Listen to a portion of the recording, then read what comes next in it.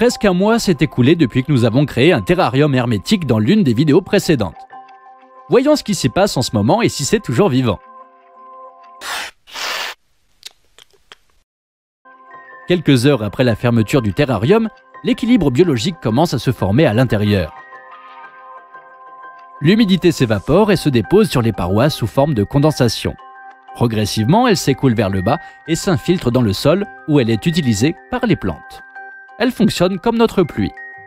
Certaines plantes meurent et leur décomposition dégage du dioxyde de carbone, tandis que d'autres poussent et l'utilisent. Les nutriments sont pris dans le reste des plantes mortes qui agissent comme des engrais. Ainsi, après quelques jours, j'ai vu de nouvelles pousses de plantes inconnues qui ont probablement poussé à partir des graines à l'intérieur.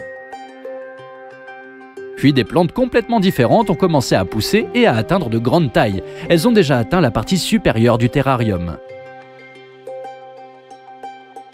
Vous êtes probablement intéressé par le destin d'un ver qui est accidentellement tombé à l'intérieur lorsque nous avons construit notre terrarium. Malheureusement, je ne l'ai jamais vu à la surface depuis cette époque. Mais une fois, j'ai vu ceci. Cette créature blanche est semblable à un petit ver qui se déplace le long de la paroi pour chercher des proies. En regardant l'enregistrement, j'ai remarqué qu'il y en avait un autre en bas, et on ne sait pas combien il y en a sous la terre. Il est tout à fait possible que ces petits vers aient été produits par le grand ver. Qu'en pensez-vous ? Quoi qu'il en soit, je vais surveiller l'établissement de la civilisation dans notre terrarium. Et je vous informerai s'il se passe quelque chose d'intéressant.